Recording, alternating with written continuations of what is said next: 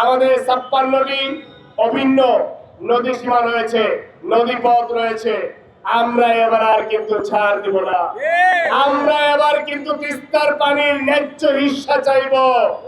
কোনোভাবেই মমতা ব্যানার্জিকে ছাড় দেওয়া হবে না। আমরা তিস্তার পানি চাইব। এবার যদি তিস্তার পানির ন্যায্য হিস্সা না পাই, তাহলে তিস্তা নদীতে যে ব্যারেজ সৃষ্টি করেছে ভারত, সেটির এপারে আমরা আরেকটি ব্যারেজ দিব।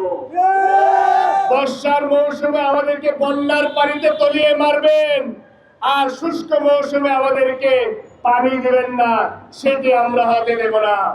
আমরা আপনাদের যে ব্যারেজ রয়েছে, সেই ব্যারেজের এই পারে ভাটি অঞ্চলে আমরা প্রত্যেকটি 56টি যে অভিন্ন নদী রয়েছে, প্রত্যেকটিতে ভাগ নির্মাণ করব।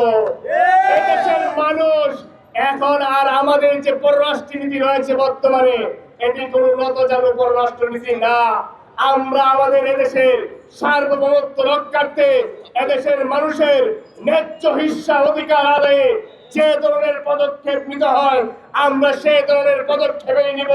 এবং আমরা যে এদেশের মানুষ যে আমাদের সাথে আছে, এটির প্রতিফলন কিন্তু আপনারা এই চাঁপাইনবাবগঞ্জ সীমান্তে দেখতে পাচ্ছেন।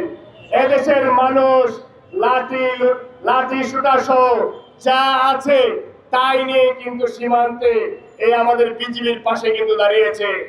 এর দ্বারা আমরা বুঝতে পারি, আগামী দিনে ভারত যদি আমাদের দিকে আঙ্গুল তুলে তাকায়, তাহলে সেই আঙ্গুল এই বাংলাদেশের মানুষ কেটে ফেলবে।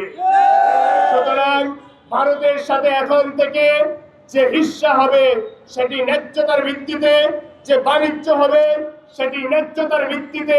কোন স্বামী স্ত্রীর সম্পর্ক বাংলাদেশের সাথে ভারতের আর হবে না।